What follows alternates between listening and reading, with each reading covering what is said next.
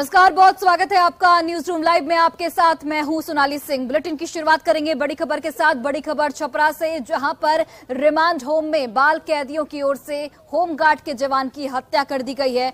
चाकू गोद कर होमगार्ड जवान की हत्या की गई।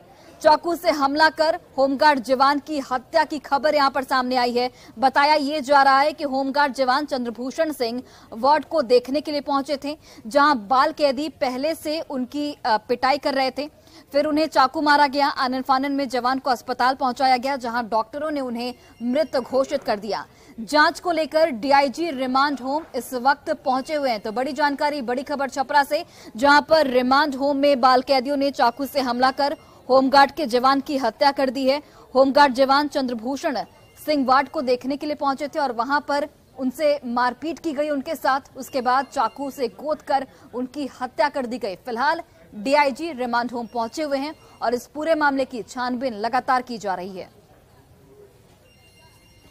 छपरा रिमांड होम में होमगार्ड जवान चंद्रभूषण सिंह की हत्या के बाद कई सवाल खड़े हो रहे हैं और इन सवालों के जवाब जानने के लिए अब एसपी स्वयं पहुंच चुके हैं। हम बता दें कि होमगार्ड जवान चंद्रभूषण सिंह की आज सुबह चाकू मारकर हत्या कर दी गई थी और इस घटना के बाद एसपी स्वयं घटनास्थल पर पहुंच चुके हैं। अंदर में घटनास्थल का मुआयना किया जा रहा है। आप देख सकते हैं कि पुलिस के जो जवान है बड़ी संख्या में यहाँ पहुँच चुके हैं। आज सुबह की घटना है जब चंद्रभूषण सिंह बाल कैदियों को देखने के लिए इसी रिमांड होम के अंदर गए थे और वहाँ पर जो हालात थे अचानक बिगड़ गए। उनकी हत्या चाकू मार के कर दी गई। अंदर में सीसीटीवी का भी फुटेज खंगाला जा रहा है कि घटना की वजह क्या थी, लेकिन जो हालात है अभी उसे लेकर के कहा जा सकता है कि थोड़ा तनाव जरूर बना हुआ है। यहाँ पे एसपी स्वयं पहुंच चुके हैं, जो रिमांड होम के अधिकारी है वो भी पहुंच चुके हैं और मामले की जांच चल रही है। लेकिन सबसे बड़ा सवाल यह है कि रिमांड होम के अंदर आखिर ऐसा चाकू कहां से आ गया जिससे कैदियों ने एक होमगार्ड जवान की हत्या कर दी। संतोष गुप्ता, न्यूज़ 18 छपरा। और अब इस मामला ने तूल पकड़ लिया है। आपको बताते चले कि इलाके में तनाव का माहौल बन गया है। वहीं पर परिजनों की ओर से पुलिस पर लापरवाही के आरोप लगाए गए हैं। होमगार्ड जवान चंद्रभूषण की हत्या के बाद कोहराम मच चुका है। पुलिस इस पूरे मामले की छानबीन में जुट गई है, लेकिन परिजनों की ओर से पुलिस पर लापरवाही के आरोप लगाते हुए भारी बवाल यहां पर काटा गया। मृतक चंद्रभूषण सिंह कोपा थाना क्षेत्र के रहने वाले थे और होमगार्ड जवान थे, जिनकी प्रतिनियुक्ति रिमांड होम में की गई थी। सवाल यहां पर ये उठता है कि आखिर रिमांड होम में चाकू कहां से आया।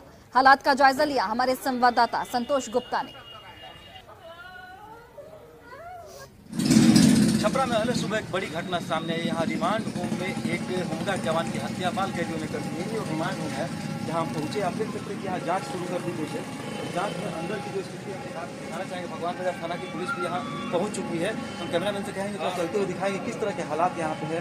ब्लड स्टेन भी गिरे हुए हैं रिमांड होम के सामने। हालांकि अभी अंदर जाने की अनुमति नहीं। यहाँ कुछ खून के छींटे भी पड़े हुए हैं। यहाँ अभी रिमांड होम को पूरी तरह से सील कर दिया गया है और अंदर में जो है पुलिस के अधिकारी जो इस मामले की जाँच कर रहे हैं। जैसा बताया जा रहा है चंद्रभूषण सिंह नाम है उस जवान का जिनकी हत्या की गई है। और सुबह में ये हत्या की घटना को अंजाम दिया गया है। बताया जा रहा है कि सुबह जब फ्रेश हो रहे थे वहीं पे कुछ 3 यहाँ पे जवान जो थे वो सुरक्षा में तैनात थे। इसमें से 2 बाहर रह गए, एक व्यक्ति अंदर गया था और वहाँ पर किस तरह की घटना हुई और अभी तो साफ तौर पर खुल के बोल नहीं रहा है। लेकिन यहाँ पे अंदर में दिखना चाहिए कि सीसीटीवी कैमरे भी लगे हुए हैं। सीसीटीवी कैमरे को खंगाला जा रहा है। वहाँ पे कुछ अधिकारी भी आए हुए हैं जो कि बाल सुधार गृह से जुड़े हुए हैं। वो लोग भी जांच कर रहे हैं। लेकिन अभी कोई भी खुलकर कुछ बोलने के लिए तैयार नहीं है कि घटना की असली वजह क्या थी। लेकिन जो बताया जा रहा है कि पूर्व से ही कोई विवाद चल रहा था। पुलिसकर्मियों से बच्चों की कुछ नाराजगी, जो बाल कैदी थे यहाँ पे उनकी कुछ नाराजगी थी और उस नाराजगी को लेकर के इस हत्या को अंजाम दिया। लेकिन सबसे बड़ा सवाल ये है कि सुरक्षित जगह पर आखिर चाकू कहाँ से पहुँचा जिस चाकू से चंद्रभूषण सिंह की हत्या कर दी गई। संतोष गुप्ता, न्यूज़ 18 छपरा। और बड़ी खबर आपको पटना से बता रहे हैं, जहां पर बाइक में अचानक आग लग गई। धू धू कर यहां पर बाइक जली है। ये भी आपको जानकारी देते चले कि बाइक सवार ने कूदकर अपनी जान बचा ली है। शॉर्ट सर्किट आग लगने की वजह बताई जा रही है। बहादुरपुर थाना के बकरी मंडी सैदपुर नाले के पास की पूरी घटना, जहां पर एक बाइक में आग लग गई। बाइक सवार ने हालांकि कूदकर यहां पर जान बचा ली। तस्वीरें आपको लगातार दिखा रहे हैं। देखिए किस तरीके से बाइक में आग लगी है। हालांकि गनीमत ये रही कि बाइक सवार ने किसी तरह से कूदकर यहां पर अपनी जान बचा ली। शॉर्ट सर्किट से आग लगने की आशंका यहां पर जताई जा रही है। सैदपुर नहर के किनारे एक बाइक में आग लगी और मधेपुरा पुलिस ने कई मामलों में मोस्ट वांटेड अपराधी राजा कुमार को गिरफ्तार कर लिया है। साथ ही उसके 5 साथियों को भी यहां पर पुलिस की ओर से धर दबोचा गया है। आपको बताते चले कि राजा कुमार टॉप 10 अपराधियों में शामिल है। राजा कुमार जिस गिरोह का संचालन कर रहा था, गिरोह के सदस्यों पर लूटपाट, छिनतई, फायरिंग, नए नए हथियार के साथ सोशल मीडिया पर वीडियो अपलोड करने के साथ रंगदारी मांगने के आरोप हैं। दरअसल मधेपुरा पुलिस की टेक्निकल सेल लगातार सोशल मीडिया पर नजर रख रही है। इसी दौरान हमारी टीम को एक फेसबुक और इंस्टाग्राम प्रोफाइल पर नजर पड़ी जो हीरो राजा के नाम से संचालित है। फेसबुक और इंस्टाग्राम आईडी को खंगालने के बाद पता चला कि इंस्टाग्राम और फेसबुक के जरिए युवक हथियार का प्रदर्शन कर रहा है और क्षेत्र में भय का माहौल बनाने का प्रयास किया जा रहा है, जिसके बाद मधेपुरा पुलिस ने त्वरित कार्रवाई करते हुए इंस्टाग्राम और फेसबुक आईडी चलाने वाले युवक और उनके साथियों की गिरफ्तारी के लिए कार्रवाई शुरू कर दी। जब पुलिस ने राजा कुमार को गिरफ्तार किया, उसके बाद उसके 5 साथियों को भी गिरफ्तार किया गया। फिलहाल इस कार्रवाई में शामिल पुलिस पदाधिकारी और कमांडो दस्ता सम्मानित किए जाएंगे। समर्पण करने का आवाज देते रहे कि अब तुम घिर चुके हो, भागने का कोशिश नहीं करो और अपने आप को खुद को पुलिस के हवाले कर दो।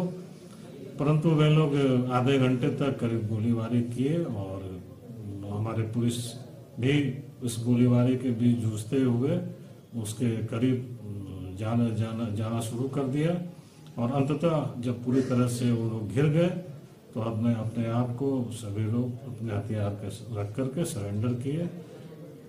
और जब हमारी पुलिस अंदर गई तो वहाँ पे कुल 5 व्यक्ति मिले, जिसमें राजा यादव खुद भी था और उसके जो सहयोगी 4 अपराधकर्मी थे वे लोग भी थे। राजा यादव की जब गिरफ्तारी हुई तो उसके पास से एक कार्बाइन बरामद हुआ जो कि सेमी ऑटोमेटिक वेपन्स माना जाता है। और खबर बांका से आपको बता रहे हैं, जहां पर बीएमपी के जवानों की ओर से एक दिव्यांग युवक की जमकर पिटाई की गई, लेकिन इस पिटाई के बाद लोगों का आक्रोश साफ तौर पर देखने को मिला। लोगों ने बीएमपी के जवानों से सवाल पूछा कि आखिर वो पिटाई क्यों कर रहे हैं और यहां पर बीएमपी के जवानों की फजीहत होती साफ तौर पर देखी गई। इसी बीच एक जवान को लोगों ने यहां पर पकड़ लिया है जिसने शराब भी पी रखी थी। जवान के मुंह से शराब की बदबू आ रही थी। लोगों ने उस जवान के साथ मारपीट भी की थी। बताया जा रहा है कि उस बीएमपी का जो जवान है उसका नाम राहुल कुमार है, जो जगदीशपुर थाना क्षेत्र के कुंडीजम का रहने वाला है। बीते रात भागलपुर हंसडीहा डीएमयू ट्रेन से 6 से 7 लोग उतरे थे, जिनके हाथ में एक प्लास्टिक का बोरा था। बोरे से शराब की बोतल बरामद की गई है। इस दौरान लोगों के आक्रोश से राहुल कुमार इतना डरा हुआ था कि आरपीएफ की बैरक में बने बाथरूम में छिपने की कोशिश कर रहा था, लेकिन लोग वहां भी पहुंच गए। बीती देर रात आरपीएफ के जवान ने उसे अपने साथ भागलपुर लेकर गए हैं।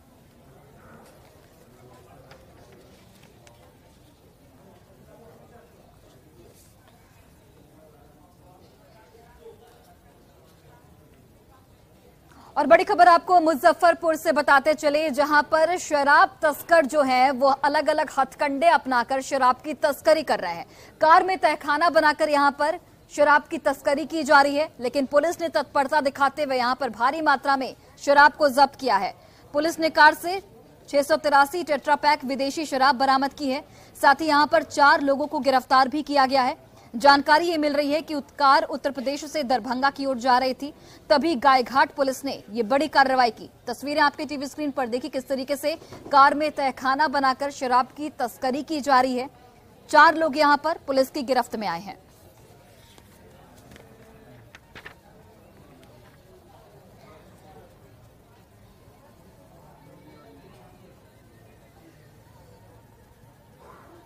और देखिए, बाढ़ में पुलिस ने शराब को नष्ट किया है। जो भी शराब पुलिस ने अलग अलग छापेमारी में जब्त किया था, अब पुलिस की ओर से उन शराबों को नष्ट किया गया है।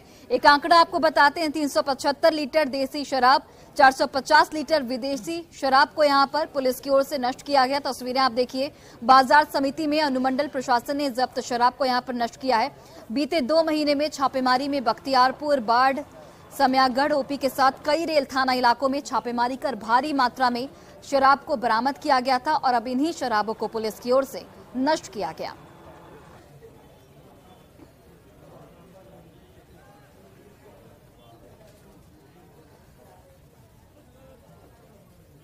और देखिए, बिहार में एक बार फिर से पोस्टर की राजनीति शुरू हो गई है। राबड़ी आवास के बाहर एक पोस्टर लगाया गया है जिसमें 2024 की राजनीति को लेकर एक भविष्यवाणी की गई है। इस पोस्टर को आप देखिए।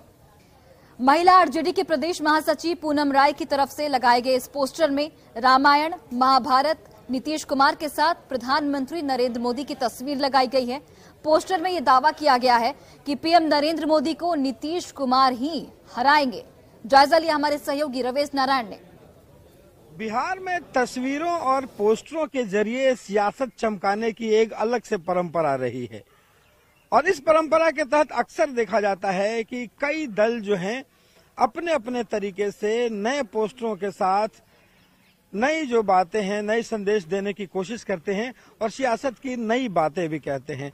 अभी फिलहाल राबड़ी आवास के ठीक सामने एक नया पोस्टर देखिए जारी हुआ है और ये राष्ट्रीय जनता दल के प्रदेश महासचिव महिला राजद की हैं पूनम राय, उनके द्वारा लगाया गया है। और इस पोस्टर में देखिए एक तरफ अगर आप देखेंगे कि ऊपर में दिया गया है कि राम ने रावण को हराया और विजयी भव, कृष्ण ने कंस को हराया विजयी भव, और नीचे में जो तस्वीर है एक तरफ पूरे महागठबंधन की है, नीतीश कुमार, तेजस्वी, लालू प्रसाद यादव, राहुल गांधी, और एक तरफ नरेंद्र मोदी लिखी गई है और यहाँ भी लिखा गया है कि 2024 विजयी भव। इस पोस्टर में नीचे संदेश भी दिया गया है। संदेश ये है कि किसी व्यक्ति को उसी खास अक्षर से जिससे शुरू होता है उससे हराने वाला जो व्यक्ति है, अगर उसी अक्षर से शुरू उसका नाम होता है तो उसे हराया जा सकता है। इसलिए 2024 में प्रधानमंत्री नरेंद्र मोदी के मुकाबले नीतीश कुमार जो हैं वो विजयी भव हो सकते हैं, क्योंकि रावण को राम ने हराया था, र से शुरू होता है, कंस को कृष्ण ने हराया था, क से शुरू होता है, और नरेंद्र मोदी के लिए इनका जो पूर्वानुमान है कि नीतीश कुमार जिनके नाम की शुरुआत न से होती है, इसलिए वो नरेंद्र मोदी को हरा सकते हैं। कार्यकर्ताओं का जो ये उत्साह है, ये जो कह ले कि नंबर का जो गणित है, वो 2024 में कितना सफल हो पाएगा, कितना उत्साह रह पाएगा, ये देखने वाली बात होगी। लेकिन पोस्टरों के जरिए अपने अपने तरीके से सियासत जारी है। कैमरा पर्सन सुबोध के साथ रवेश नारायण, न्यूज़ 18 पटना। और रामचरितमानस के अपमान और चौसा में किसानों के साथ बर्बरता को लेकर केंद्रीय राज्य मंत्री अश्विनी चौबे की ओर से मौन धरना दिया जा रहा है। वहीं इस मौन धरने के खिलाफ कुछ लोग उतर आए हैं। कुछ असामाजिक तत्व जो हैं वो घटनास्थल पर मौजूद है और वहां पर लगातार नारेबाजी की जा रही है। पुलिस ने हालांकि यहां पर कुछ लोगों को हिरासत में भी लिया है। केंद्रीय वन एवं पर्यावरण राज्य मंत्री अश्विनी चौबे का धरना अभी भी जारी है। अश्विनी चौबे शहर के डॉक्टर भीमराव अंबेडकर चौक पर मौन धरना दे रहे हैं। तस्वीरें आपके टीवी स्क्रीन पर, जहां पर कुछ असामाजिक तत्वों की ओर से इस धरने का विरोध किया गया, लेकिन पुलिस ने उनको हिरासत में ले लिया है। बक्सर के अंबेडकर चौक पर इस वक्त भारी संख्या में बीजेपी कार्यकर्ताओं की भी मौजूदगी है। साथ ही पुलिस बल की भी यहां पर तैनाती की गई है।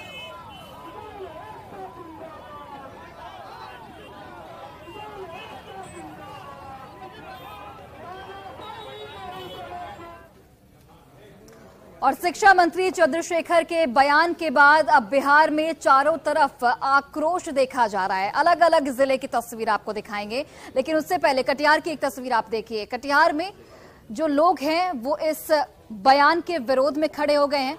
लोगों ने कोर्ट में जाने की चेतावनी दी है। शिक्षा मंत्री के बयान से लोगों में साफ तौर पर आक्रोश देखने को मिल रहा है। सांस्कृतिक संरक्षण परिषद से जुड़े नेता और कार्यकर्ताओं ने जिलाधिकारी के माध्यम से मुख्यमंत्री को ज्ञापन भी सौंपा है और शिक्षा मंत्री को बर्खास्त करने की यहां पर उनकी ओर से मांग की गई है। उन्होंने चेतावनी दी है कि अगर सीएम शिक्षा मंत्री को बर्खास्त नहीं करते हैं तो वे लोग कोर्ट की शरण में जल्द जाएंगे।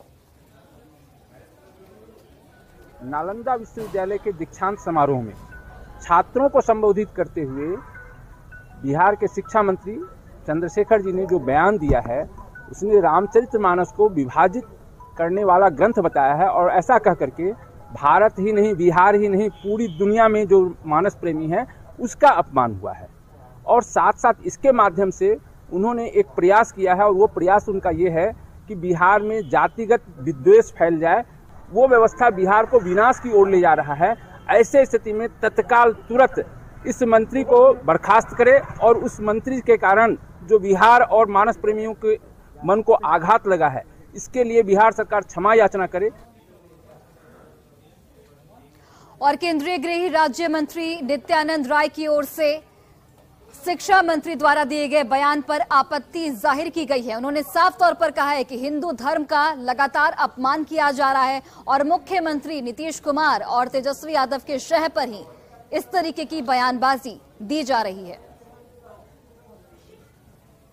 की बुद्धि भ्रष्ट हो जाती है, जो हो चुकी है चंद्रशेखर जी का, और वह बोल रहे हैं तो हमको पता है, उनको बोलकर अपने मुख्यमंत्री जी को, अपने इस सूबे के प्रधान को, यानी कि सूबे के प्रधान माननीय मुख्यमंत्री श्रीमान नीतीश कुमार जी को और इस सूबे के उप मुख्यमंत्री तेजस्वी जी को खुश करने के लिए ऐसा बयान दे रहे हैं। हिंदुओं को गाली दे रहे हैं, रामायण को कह रहे हैं कि इसमें बहुत बकवास की बातें हैं।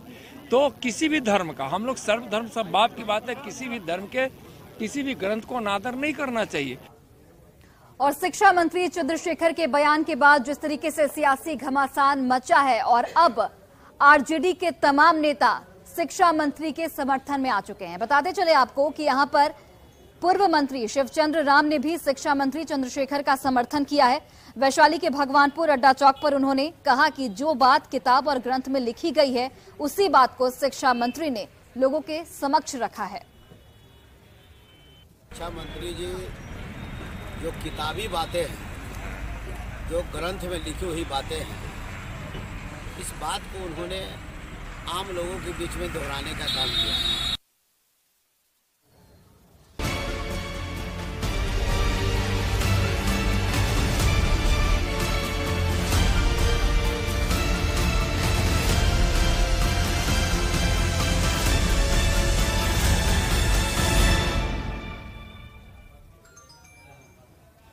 और आरजेडी अध्यक्ष लालू प्रसाद यादव की मुश्किलें एक बार फिर से बढ़ने वाली हैं। बताते चले आपको कि रेलवे में जमीन के बदले नौकरी देने के मामले में सीबीआई ने लालू प्रसाद के खिलाफ मुकदमा चलाने की अनुमति दे दी गई है। सीबीआई को यूपीए एक सरकार में रेल मंत्री रहते लालू प्रसाद के समय बड़े पैमाने पर जमीन के बदले नौकरी का घोटाला हुआ था, जिसकी जांच बीच बीच में तेज होती रही है। शुरुआती जांच में सीबीआई को कुछ खास सबूत नहीं मिले थे, जिसके बाद सीबीआई ने मामले को बंद कर दिया था।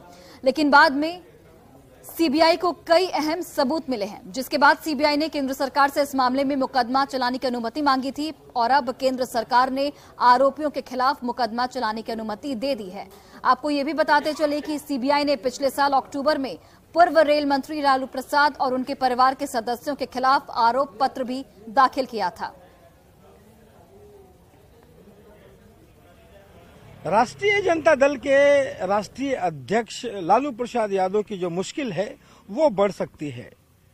रेलवे में नौकरी के बदले जमीन लेने के मामले में सीबीआई पहले से जांच कर रही है और अब इस पर मुकदमा चलाने के लिए केंद्र ने अनुमति दे दी है।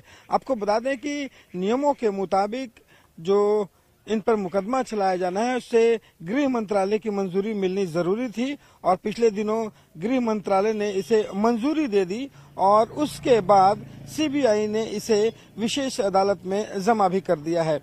आपको बता दो कि इस मामले में लालू प्रसाद यादव के साथ उनकी पत्नी राबड़ी देवी, मीसा भारती सहित जो है 16 अभियुक्त हैं और जिस पर आरोप पत्र पहले ही दाखिल किया जा चुका है। इसमें कई जो रेलवे के अधिकारी हैं उनके नाम शामिल हैं। आपको बता दें कि इस मामले में पिछले साल राजद के जो बड़े नेता हैं भोला यादव जो हैं वो गिरफ्तार किए गए थे। कई दिनों के बाद जो है उन्हें जमानत मिली थी। तो जो रेलवे में नौकरी के बदले जो जमीन लेने का मामला है वो रेल मंत्री 2004 से 2009 के बीच लालू प्रसाद यादव के रहने के बीच का ये मामला है और इस पर लगातार जो है वो सवाल खड़े होते रहे हैं। इसे लेकर के जब अनुमति केंद्र के द्वारा मिल गई है तो माना जा रहा है कि इसके लालू प्रसाद यादव के खिलाफ जो है वो अदालत ट्रायल की प्रक्रिया जो है वो शुरू करेगा। जो अभियुक्त हैं उस पर जो आरोप मढ़े जाएंगे, नोटिस देकर तलब किया जाएगा और उनकी पक्ष भी सुना जाएगा, उस पर गवाहियां भी शुरू होंगी।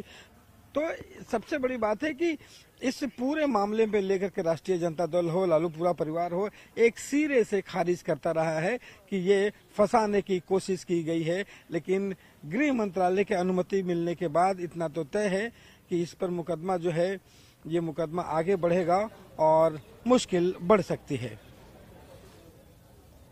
सुबोध के साथ रवि एस नारायण, न्यूज़ 18 पटना।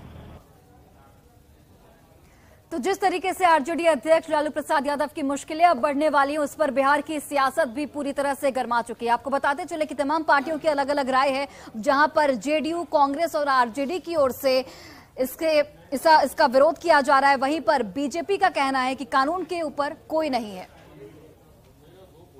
लेकिन पूरा देश देख रहा है कि किस तरह से संवैधानिक संस्थाओं का लगातार दुरुपयोग हो रहा है। खास बात यह है कि सिर्फ विपक्ष के नेताओं को परेशान करने के लिए, डिमोरलाइज करने के लिए। हम लोग कभी न्यायिक व्यवस्था के खिलाफ नहीं रहते हैं, लेकिन आप समझ सकते हैं कि लालू प्रसाद यादव जी की उम्र भी हो चली है और बीमार भी है। उसके बावजूद इस तरह की चीजें हो रही हैं, कहां से प्रेरित है हर कोई समझ सकता है। पिछले सप्ताह भी ये मामले आए थे, इसके पिछले सप्ताह भी ये मामले आए थे, जो बहुत पुरानी चीजें हैं, जिस संदर्भ में आज तक रेल मंत्रालय ने स्वयं ने ही स्वीकार नहीं किया कि हमारे यहाँ कोई गड़बड़ हुआ है। क्या वेंडेटा है पॉलिटिकली, इस पर हम तो अध्ययन करेंगे। ये खबर कहां से आई है इसकी पड़ताल भी करेंगे, सत्ता की जांच भी करेंगे।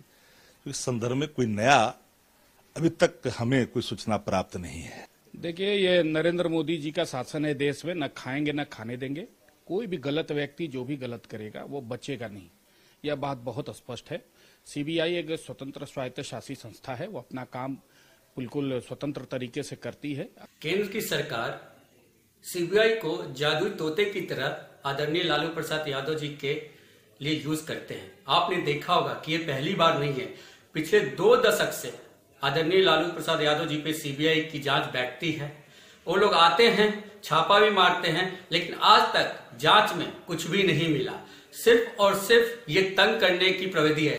नौकरी के बदले जमीन या घोटाला का जांच करने के लिए अगर केंद्र सरकार ने अनुमति दिया है तो ये तो जांच का मामला है, जो होगा निकल के आएगा। लेकिन ये बात सत्य है कि अगर नौकरी मिलती है उसके लिए लोगों को चढ़ावा किया जाता है।